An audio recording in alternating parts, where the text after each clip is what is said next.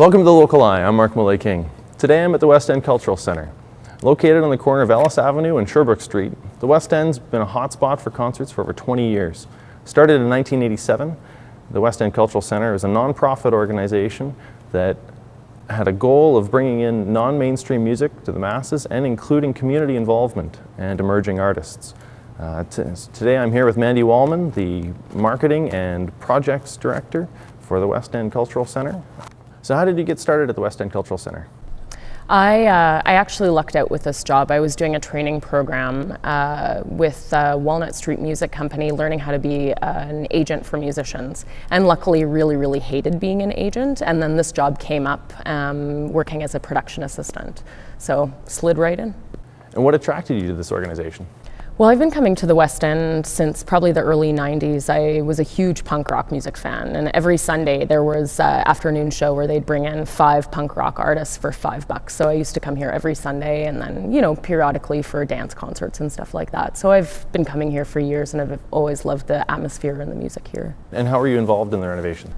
Primarily as a waste management coordinator. So what I did was help to ensure that any of the materials that were coming out of the renovation part of our redevelopment were being reused in new construction, or were being recycled, or being reused by other community organizations. So for a non-profit organization, this is a pretty big undertaking. Where did the funding come from?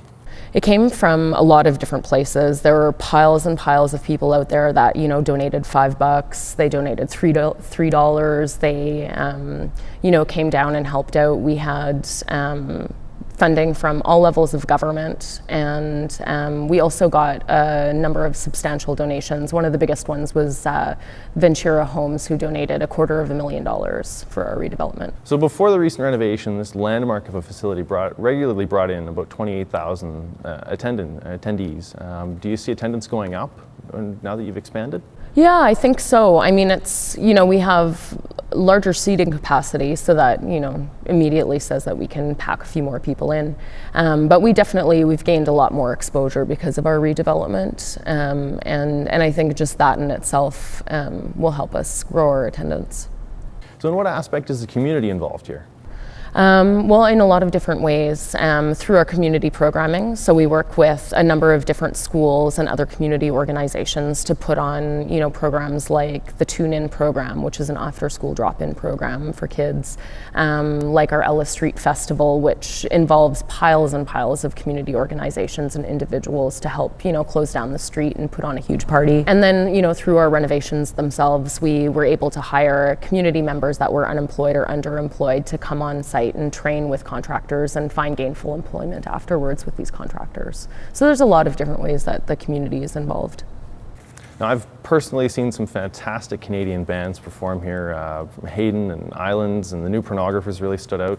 Are there any shows that in particular stand out for you? You know, for me it was The Last Waltz.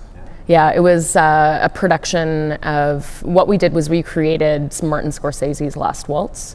And that was, you know, the final big concert of the band. So we hired 24 local performers to play each part. So we had a Neil Young, and we had, you know, the Neil Diamond, and we had everyone, and sold out 2 nights, and it was the most fantastic production. There were so many people involved, and everyone was really excited about it. Even the rehearsals were just wild, but yeah, it was fantastic and emotional too, right? I mean, it was the closing of a building. Are there any other plans in the works for the West End, or, you know, the near future? You know, trying to get a handle of our building too. You know, it's new to us, so we're just trying to get used to that. So working through any little kinks and cracks. I don't know if, you know, we had some pretty seriously hot concerts, so hoping to work on some new air conditioning systems and stuff like that. But in terms of programming, we are planning on expanding our community programming, and that's one of the reasons why we did expand, was because we wanted to be able to be present in the community in a more substantial way. Well, Mandy, thank you very much for your time. Yeah, you're welcome. I wish you and the staff and all the volunteers here at the West End Cultural Centre all the best in the future. And my name is Marc Molet-King, and this has been The Local Eye.